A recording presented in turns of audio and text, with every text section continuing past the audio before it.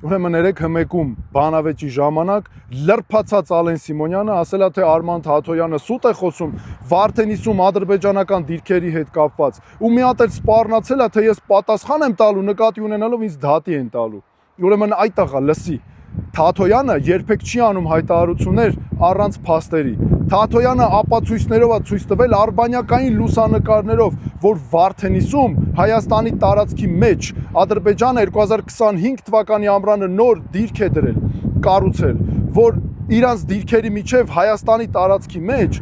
նոր ճանապարհներ են կառուցում, կրակային կետեր են դրել, արևային պանելներ են դրել, իսկ այ դուք պատասխան եք տալու, թե ինչ օրը գցեցիք մեր երկիրը, ինչ փորձանքներ բերեցիք մեր ժողովրդի գլխին, եկաք ձեր բարեկամներով միլիոնավոր դոլարների տենդերներ շահեցիք մեր պետությունից, պետական բյուջեից, ախպերդ ասֆալտի ընկերությունով միլիոնավոր դոլարների տենդերներ շահեց ու սննկացրեց ու անհետացավ։ Այ դրա համար պատասխան եք տալու դուք։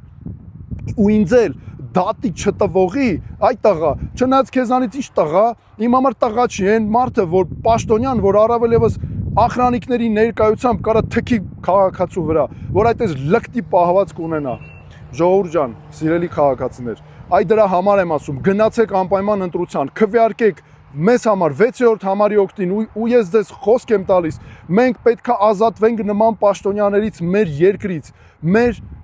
պետական համակարգից, որ արդարությունը գա մեր երկիր, նման պաշտոնյաներ չլինեն մեր կողքը ու նման մարդիկ։